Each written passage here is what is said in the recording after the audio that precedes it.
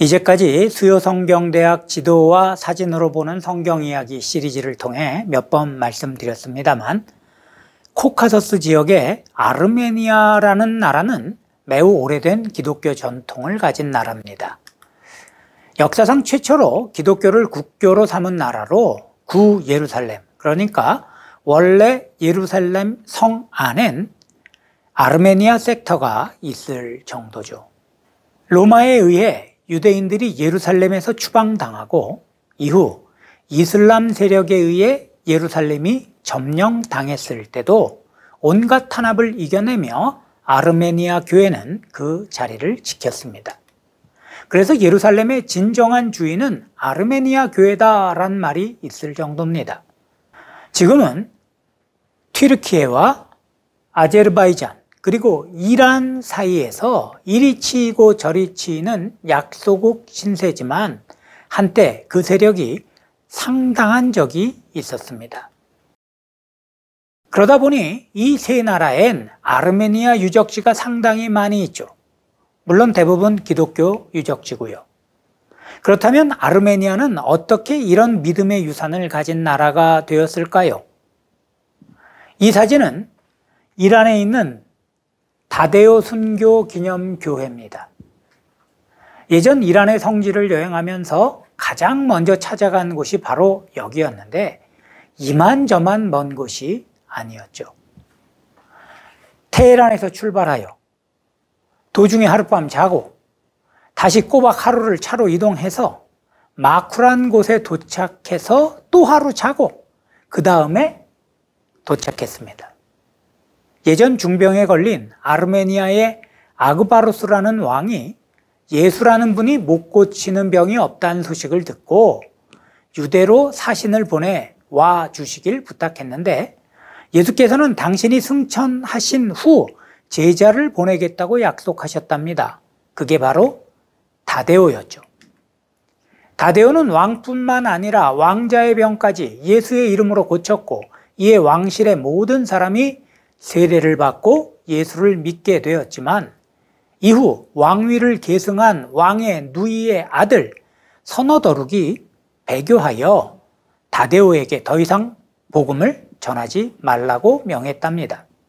하지만 다데오는 복음 전하는 일을 멈추지 않았고 결국 왕에 의해 죽임을 당하게 되었죠. 그리고 그와 함께 순교한 3,600명이나 되는 사람들을 기념하여 세운 교회가 바로 이 다데오 순교 교회입니다. 사실 저는 다데오가 아르메니아에서 복음을 전했다는 걸 몰랐었습니다. 왜냐하면 성경엔 없는 얘기니까요. 성경 사도행전이 복음 전파 과정을 설명하는 책인데 거기엔 베드로와 바울의 활동을 주로 기록하고 있습니다. 이는 이 두 인물이 예수님 부활 이후 교회를 세우는데 가장 중요한 역할을 했기 때문일 겁니다. 또한 아마도 사도행전의 저자 누가가 바울과 함께 활동했던 데다가 바울과 베드로가 주로 소아시아와 유럽 쪽을 전도했다는 공통점이 있었기 때문에 자료를 수집하기도 용이했겠죠. 그러다 보니 다른 사도의 활약에 대해서는 교회의 전승에 의존할 수밖에 없는 상황입니다. 교회의 전승에 의하면 천수를 누리다 죽은 사도는 요한 사도밖에 없다고 합니다. 보시는 사진은 아마도 도미티아누스 황제 때의 박해로 소아시아에서 반모섬으로 유배된 사도 요한이 머물며 기도했다는 동굴 위에 세워진 교회입니다. 그리고 여기서 하나님이 보여주신 계시를 받아 적은 게 계시록이 되었다고 하죠. 교회의 전승에 의하면 요한이 이곳에 유배되었을 때 그의 나이 90세였다고 합니다. 아무튼 요한을 제외한 모든 사도는 천수를 누리지 못하고 순교한 걸로 전해집니다. 베드로는 로마에서 순교했고 그의 무덤 위에 세워진 교회가 바로 지금 바티칸의 베드로 대성당이라는 건 이미 지난 학기에 말씀드렸었죠. 그의 동생 안드레는 그리스의 고린도 근처에 파트라스에서 순교했는데 네로 황제의 박해 당시 순교한 그는 그리스어로 그리스도라는 글자의 첫 자인 X자형 십자가에 처형당했는데, 이 십자가는 이후 스코틀랜드의 국기 문양이 되었습니다. 성경에 순교했다는 기록이 있는 유일한 사도는 세베대의 아들 야고보로 사도행전 12장 1절과 2절에 그의 순교가 기록되어 있죠. 야고보는 사도 중 최초의 순교자로 전승에 따르면 사마리아에서 활동하다가 스페인 북서부 갈리시아 지방까지 갔다고 합니다. 그러나 큰 성과 없이 다시 예루살렘으로 돌아왔다가 헤롯에 의해 순교하게 되었죠.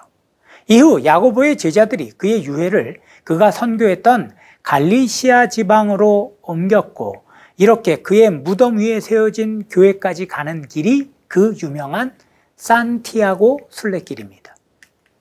산은 영어로는 세인트, 즉 성인이란 뜻이고, 티아고는 야고보를 부르는 존칭이죠.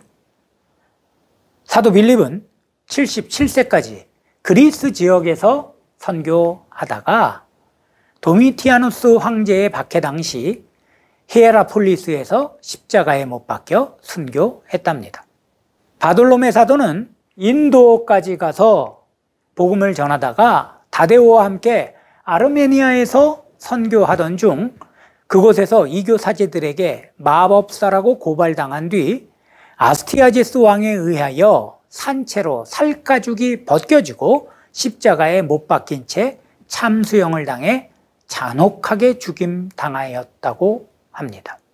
이태리 밀라노 대성당에 가면 그 유명한 벗겨진 자기 살가죽을 들고 있는 바돌로메 상이 있죠. 아무튼 그래서 아르메니아 사람들은 다데오를 자기 교회의 제1대 주교로, 바돌로메를 제2대 주교로 여기고 있습니다. 로마 교황이 베드로의 후계자라고 여기는 것처럼 아르메니아의 에치미아진이라는 곳에 있는 주교를 다데오와 바돌로메의 후계자로 보는 거죠.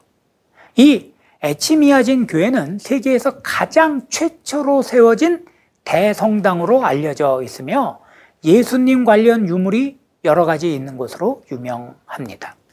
의심장애로 알려진 도마 사도는 인도의 칼라미나에서 힌두교 근본주의자인 원주민들에 의해 고문을 당하고 화덕에 던져진 채 창에 찔려 순교했는데, 혹자는 그가 전한 복음이 신라시대에 우리나라까지 들어왔다고 주장하기도 합니다.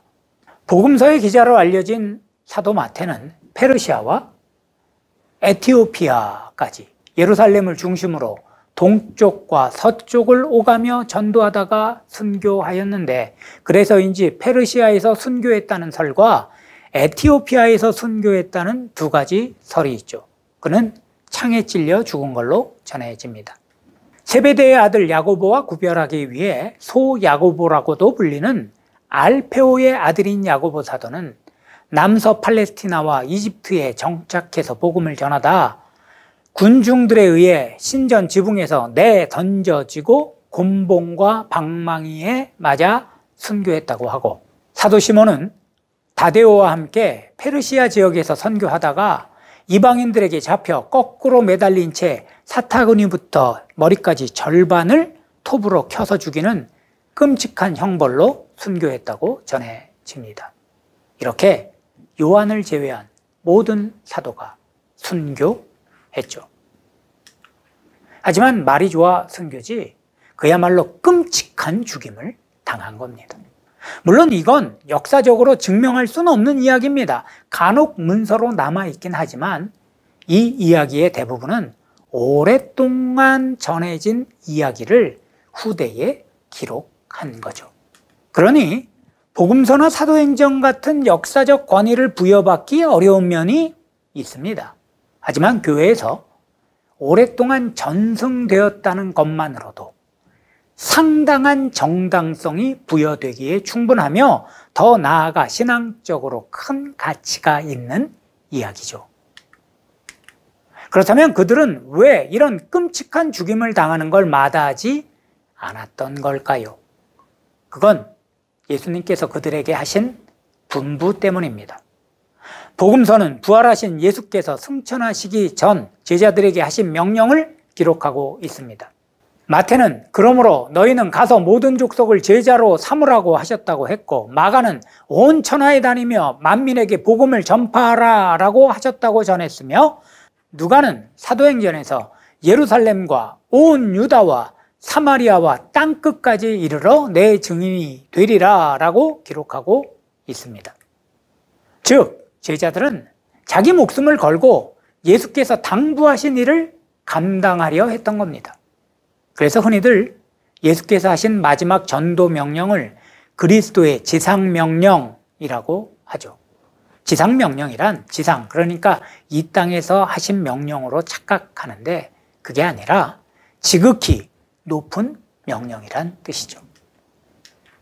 제자들은 이 예수님의 명령을 준행하기 위해 끔찍한 죽음도 기꺼이 감내함으로 우리의 삶이 이 땅에서의 죽음으로 끝나는 게 아님을 몸소 보여주었습니다. 이는 그들이 부활의 목격자였기 때문에 가능한 일이었죠. 이렇게 그들은 죽음으로 오히려 부활을 증명하는 자들이 되었습니다.